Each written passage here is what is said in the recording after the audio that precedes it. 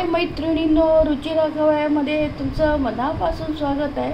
आपल्याला रोज प्रश्न पडतो नाश्त्याला काय करायचं, सकाळी संध्याकाळी आपण पकोडे करत असतो, इडली वडा सांबार, पण आज आपण एकदम झटपट आणि तांदूळ आपण भिजवायचं विसरलो तर आपल्याला इडली करायचा प्रश्न पडतो आणि उडदाची डाळ भिजवायचं विसरतो, वडे करायचा प्रश्न पडतो। न भिजवता आपण झटपट तांदळाचे वडे करूया। एकदम झटपट कमी साहित्यात टेस्टी आणि कुरकुरीत होणारा हा पदार्थ आहे। चला आता बघूया तांदळाचे वडे करण्यासाठी लागणारे साहित्य। हे बघा, 1 कप मी हे घेतले तांदळाचं पीठ, 1 कप हे घेतले गव्हाचं पीठ, मीठ आहे, हिरवे मिरची आणि रवा घेतले 1 चमचा आणि दही घेतलं आणि जिरं। हे सगळं आपण आता एक मिक्स करून घेऊया। 1 वाटी तांदळाचं पीठ टाकलंय, समप्रमाण घ्यायचं। 1 वाटी गव्हाचं पीठ, जिरं, रवा, चवीनुसार मीठ आणि हे पण सगळे मिक्स करून गव्हाचं पीठ, तांदळाचं पीठ, जिरं, मीठ हे सगळं टाकलंय। आता आपण हिरव्या मिरच्या टाकूया, दही टाकूया आणि हे आपण सगळं मिक्स करूया।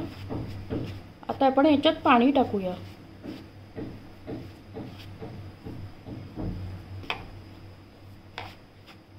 याच्यात आपण आता पाणी टाकूया आणि सगळं मिक्स करून घेऊया।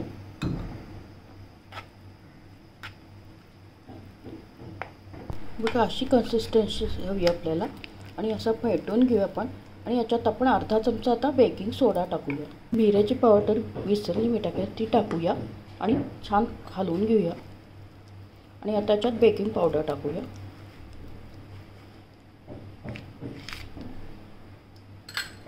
बेकिंग सोडा टाकूया अर्धा चमचा आणि आपण आता त्याच्यावर थोडंसं पाणी टाकूया आणि आता आपण छान फेटून घेऊया।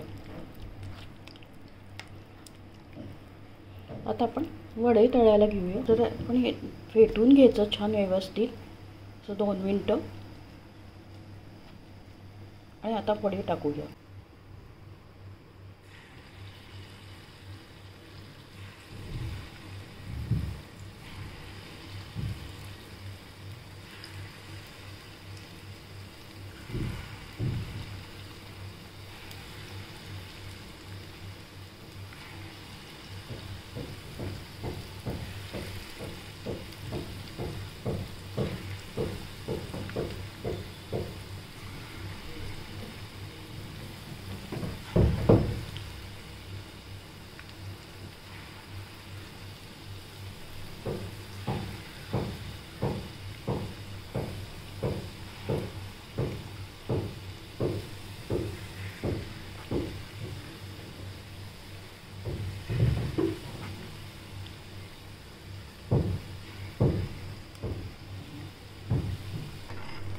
सगळ्या साईडनी सोनेरी झाले की आपण काढून घेऊया त्याला।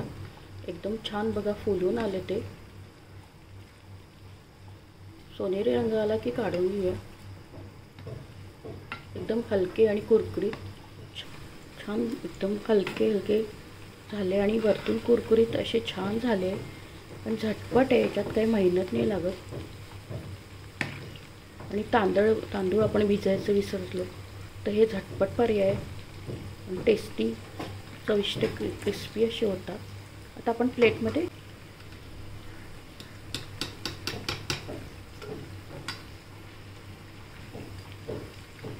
सोनेरी रंगाची प्लेटमध्ये काढूया।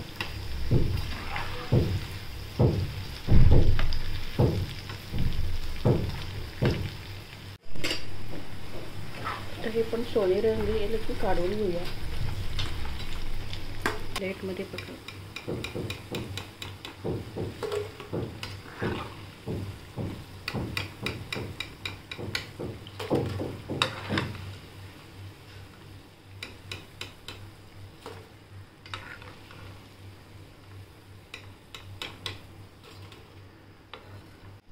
हे आपले बघा तांदूळ न भिजवता आपले वडे रेडी आहे।